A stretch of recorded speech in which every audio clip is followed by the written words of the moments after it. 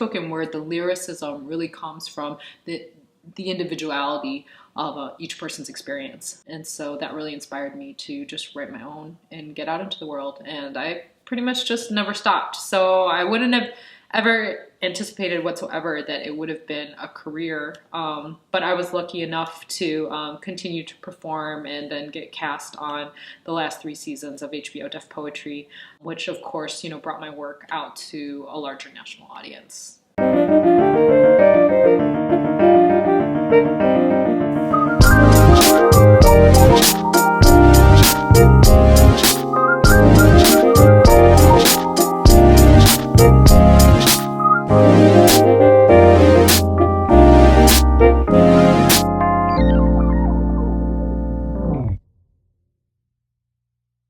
I really found my artistic home, when I was introduced to spoken word when I was in high school. I had a high school English teacher who actually snuck us into the bars in Chicago to go watch the original poetry slams go down.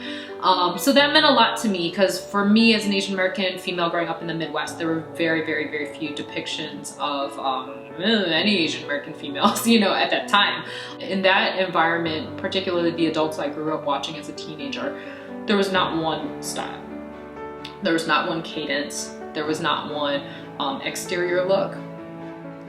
Very specific to each person, and where they were coming from. And so that helped, seeing people working hard to be themselves. You know how some people as performers, they want like all their friends to be there and to cheer them on? And I was kind of the opposite. Like, it was really a place for me to find this kind of like private rumination, and the anonymity of being able to go to different open mics and just share it was something that was really important, especially in my early days of like developing myself as a spoken word poet.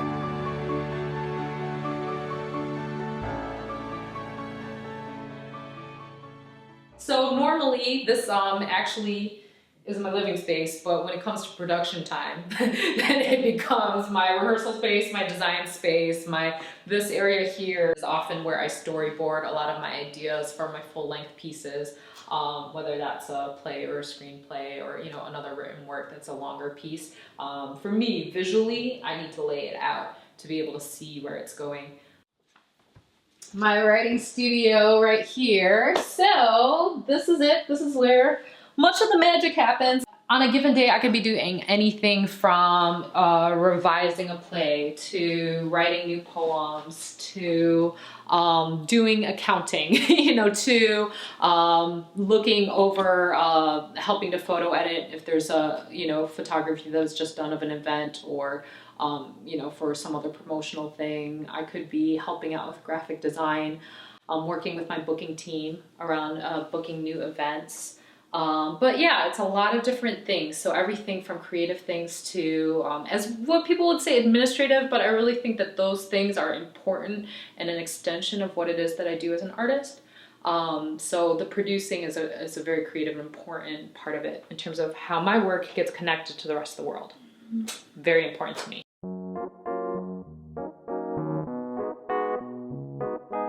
Artist careers are really interesting in that there's not a lot of transparency about how they're created, how they're sustained, and historically what's involved to really make them be a job like any other job. I mean, I've found that in my lifetime that I feel it's really like either people think you're super ballin' if you're an artist, or they think that you like are scraping and starving. And I'm just kind of like a regular person like you, you know what I mean? It's like, I can spend money, I have to save money, I like take time off, I have extra work hours, I actually have responsibilities, I'm a normal person just like you. Formosa's been in development probably like for the better part of like on and off 2 years. Of course, when I'm working on projects, I'm working on like a bunch of different projects. So in those last 2 years, I've also written a feature film, wrote 2 other plays, probably did somewhere between 60 to 70 spoken word performances in maybe 20 to 30 states or something.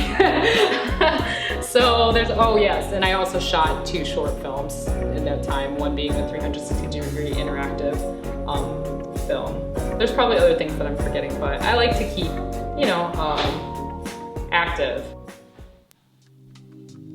This piece was inspired by the fact that I've always wanted to do a piece that was about Taiwan, which is where my family is from. And I was always fascinated with the fact that in the West for a long time, people called Taiwan Formosa, which means beautiful in Portuguese. So I was like, there's something in here about beauty and about Western gaze and about this place where my family is from, but I couldn't really figure out what that thing was. And then a few years ago, I was performing at the North American Taiwanese Women's Association conference. And that's when I first learned some of the history of Barbie doll manufacturing in Taiwan and how half of all the world's Barbie dolls were actually manufactured in this town in the northern part of the island. Actually not that far from where my family is from. And so that's how Formosa came about.